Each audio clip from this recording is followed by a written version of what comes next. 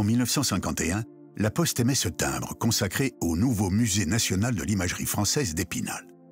La Poste choisit une image de Saint-Nicolas, imprimée par un cartier et fabricant de papier peint vers 1760. Ce saint, protecteur de la Lorraine, est d'ailleurs le sujet de la première image connue gravée sur bois à Épinal par un imprimeur en 1664.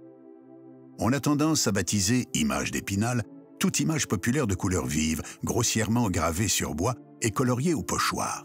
En fait, les centres producteurs d'imagerie populaire ont été nombreux en France: Lille, Orléans, Cambrai, Beauvais, Nancy, Metz, sous l'Ancien Régime.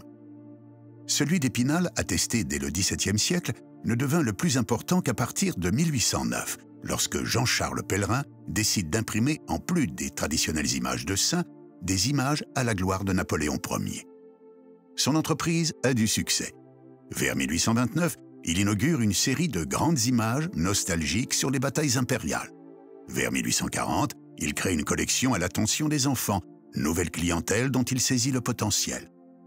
Si Épinal n'a pas le monopole de l'imagerie, elle possède deux imagiers, Pellerin et Charles Pinault, qui, avec leurs deux entreprises, ont une force de frappe extraordinaire. L'imagerie spinalienne à la fin du XIXe siècle crée des images de saints, des images éducatives en vignettes, des images politiques, des théâtres en papier, des devinettes. Les sujets sont le reflet de la société et des intérêts du temps. Pourtant, malgré une dernière série de propagande en 1915 et 1918, sorte de chant du cygne, les images en feuilles ne sont plus achetées. Les progrès de l'imprimerie permettent aux images d'être désormais dans les livres et les journaux. Peu à peu, avec le temps, l'image type Épinal devient désuète. Mais c'est peut-être aussi son anachronisme et surtout notre regard sur elle qui la rend ainsi.